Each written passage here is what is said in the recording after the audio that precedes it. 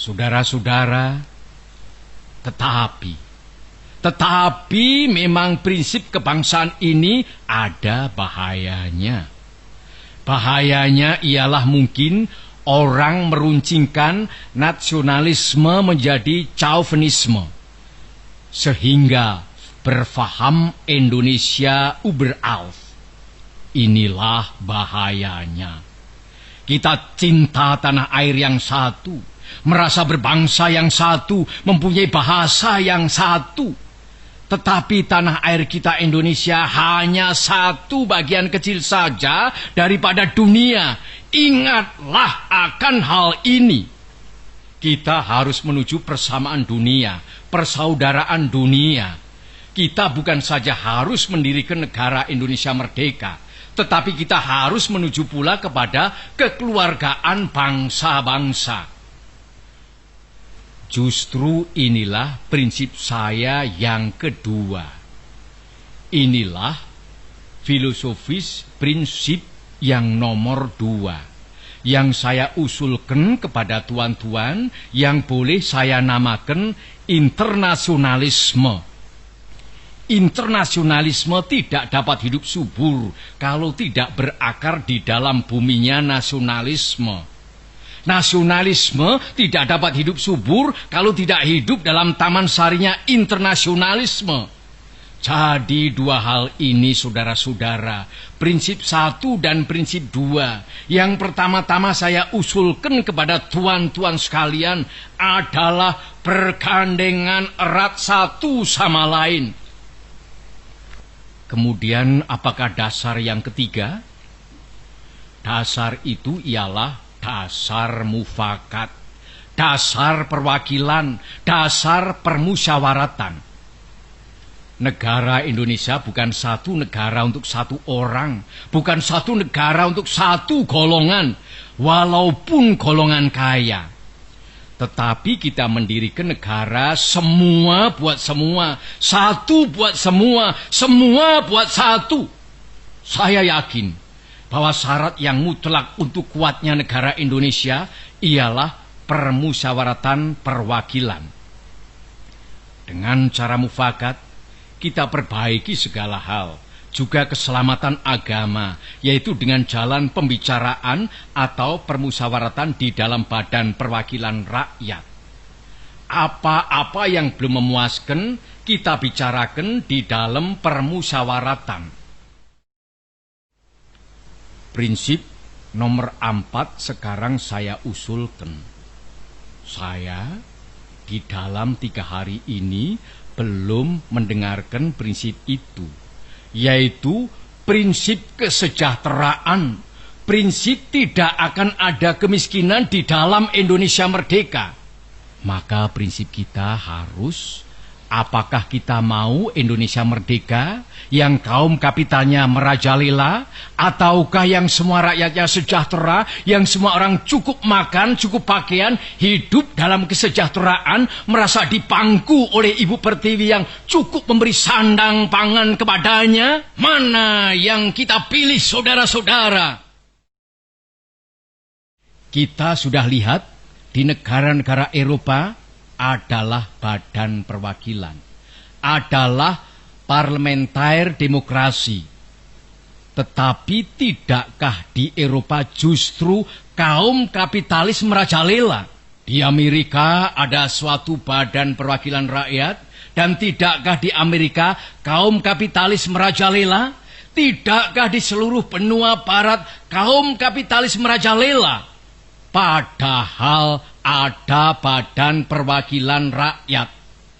Tak lain tak bukan sebabnya ialah oleh karena badan-badan perwakilan rakyat yang diadakan di sana itu sekadar menurut resepnya Franse Revolusi. Adakah keadaan yang demikian ini kita kehendaki? Saudara-saudara, saya usulkan, kalau kita mencari demokrasi, hendaknya bukan demokrasi barat, tetapi permusyawaratan yang memberi hidup, yakni politik ekonomi demokrasi yang mampu mendatangkan kesejahteraan sosial, yaitu bukan saja persamaan politik, saudara-saudara, tetapi pun di atas lapangan ekonomi kita harus mengadakan persamaan, artinya kesejahteraan bersama yang sebaik-baiknya. Saudara-saudara, apakah prinsip yang kelima? Saya telah mengemukakan 4 prinsip. 1. Kebangsaan Indonesia. 2. Internasionalisme atau perikemanusiaan. 3. Mufakat atau demokrasi. 4. Kesejahteraan sosial. Prinsip yang kelima hendaknya menyusun Indonesia merdeka dengan bertakwa kepada Tuhan Yang Maha Esa. Prinsip ketuhanan bukan saja bangsa Indonesia bertuhan, tetapi masing-masing orang Indonesia hendaknya bertuhan. Tuhannya sendiri.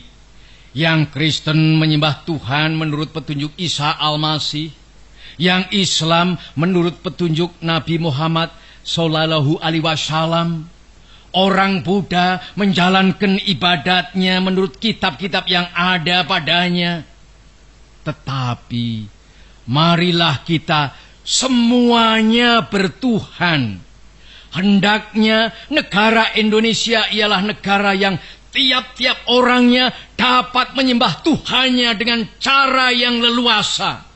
Segenap rakyat hendaknya bertuhan secara kebudayaan, yakni dengan tiada egoisme agama. Dan hendaknya negara Indonesia satu negara yang bertuhan. Marilah kita amalkan, jalankan agama baik Islam maupun Kristen dengan cara yang berkeadaban. Apakah cara yang berkeadaban itu? Ialah hormat menghormati satu sama lain.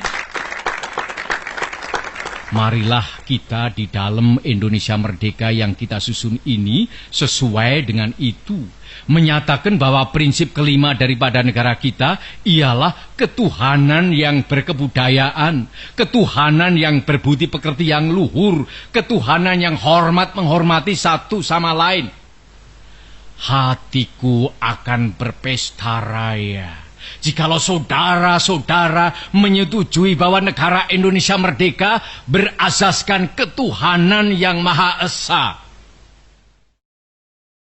Saudara-saudara, dasar-dasar negara telah saya usulkan. 5 bilangannya. Inikah Pancadharma? Bukan.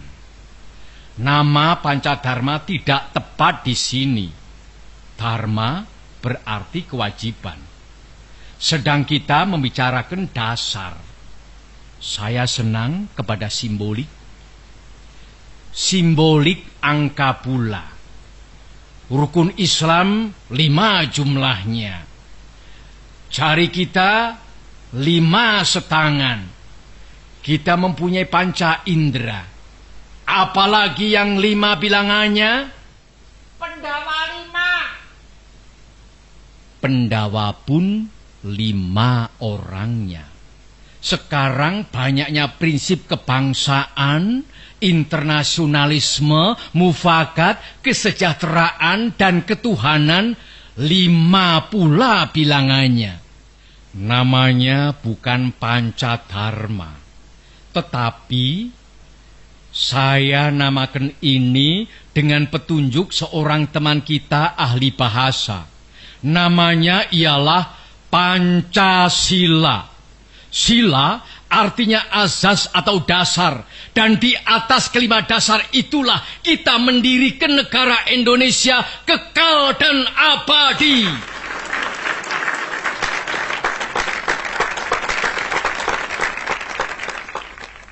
Atau barangkali ada saudara-saudara yang tidak suka akan bilangan 5 itu? Saya boleh peras sehingga tinggal 3 saja. Saudara-saudara tanya kepada saya, apakah perasan yang 3 itu? Berpuluh-puluh tahun sudah saya pikirkan dia. Ialah dasar-dasarnya Indonesia merdeka. Weltan saung kita. 2 dasar yang pertama, kebangsaan dan internasionalisme. Kebangsaan dan peri kemanusiaan. Saya peras menjadi satu. Itulah yang dahulu saya namakan sosionasionalisme.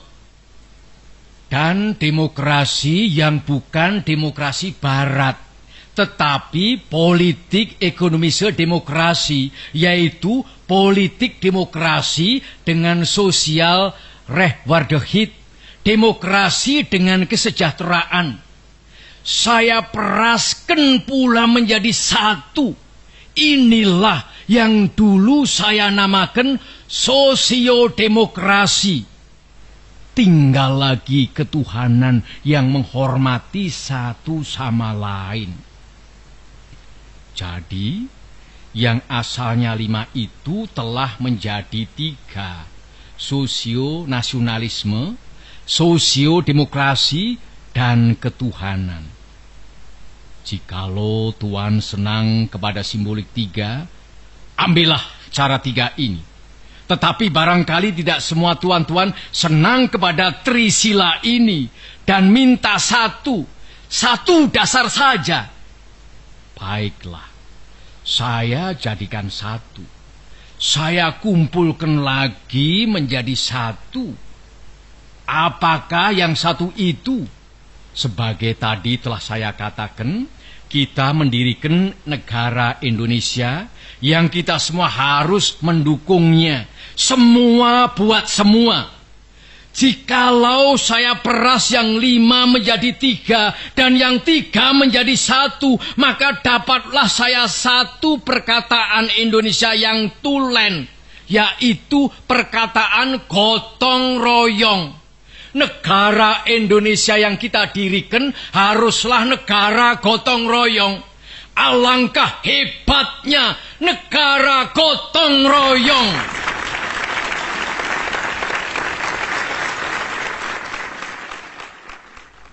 Marilah kita menyelesaikan karya, gawe, pekerjaan, amal ini bersama-sama.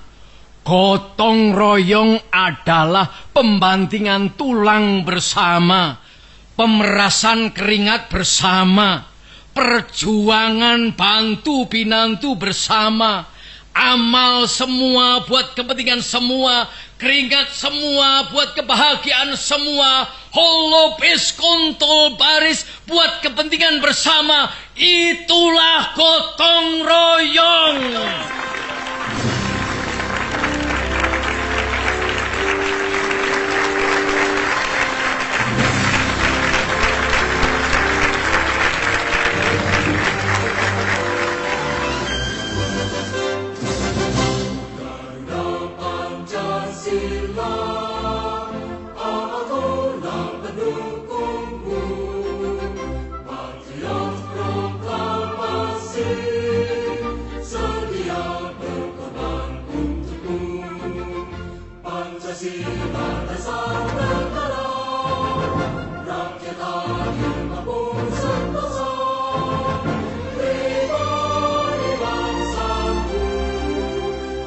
Maju